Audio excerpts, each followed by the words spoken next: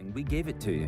Why help us? By controlling what comes into your civilization, we can ensure that you're ready For what? to be enslaved.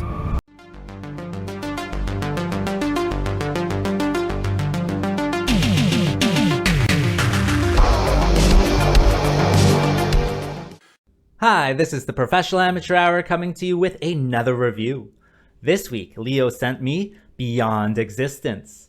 And this 2022 movie was directed by Schumann Hoque and stars Gary MacKay, Amelia Clay, Vincent Vermignon, among others, of course. The story of this movie involves this professor, and he has this piece of alien technology. He calls it the Hoque. It looks just like a cube, but he is tasked with saving the world with it. And so he has to team up with this assassin that tried to kill him, and then go on this road trip across a desolate English countryside. Along the way, there are other assassins trying to kill them as well. So what will happen exactly? You'll have to watch the movie and find out. Alright, so let's discuss this movie. Well, what works? Well, I think there are a lot of fun sci-fi ideas in this one, and they do kind of build up on their ideas and really do explain them to you.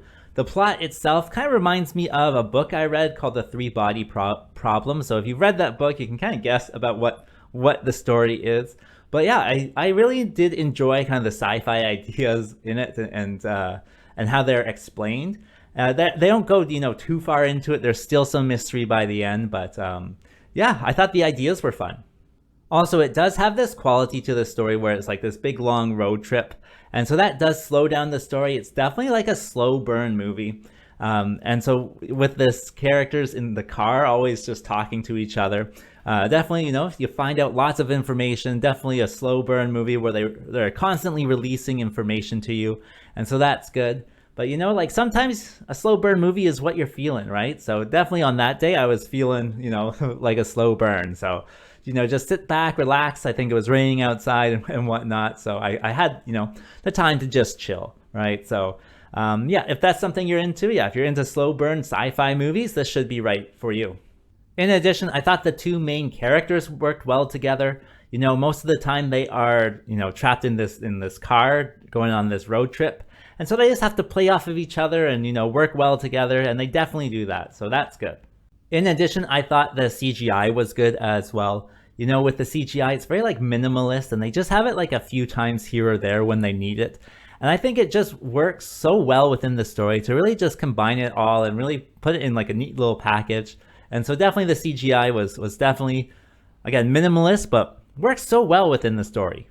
Also, they have this alien device. They call it the Hoque. I'm pretty sure that's a made-up word, but the way they say it is just so much fun, and I had lots of fun saying it as well. They're talking about, they're like, oh, do you know about the Hoque? Have you seen the Hoque? Where's the Hoque? I had so much fun, asking the screen too, where's the Hoque? Don't touch the Hoque. I just thought it was such a fun name for the thing that, this is something that really added to my enjoyment for sure. And that brings me to what doesn't work with this film. Well, this film is a road trip, so it is a lot of these two characters sitting in a car talking. There's almost no action. They do fire a gun a few times, but almost no action in this one. It's a lot of just kind of that slow burn quality to it, where they are sharing ideas with you. I enjoyed, thinking about those ideas, but there is, no action. And I can see people, they hear sci-fi and they think of these big action set pieces and whatnot, but it's none of that. It's very low budget, and they just, talk in the car. So it's much more about the ideas, right? So if you are into the ideas of sci-fi, you might like this one. If you're into the action of sci-fi, there is none of it for you. So don't watch this one.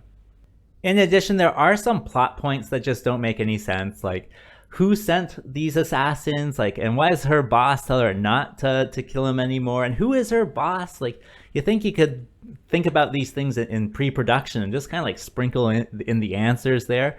So there are still lots of mysteries by the end, and just thinking about it, you're like, why did that happen? Or who did that? Or doesn't that contradict this or whatever? So still lots of mysteries at the end.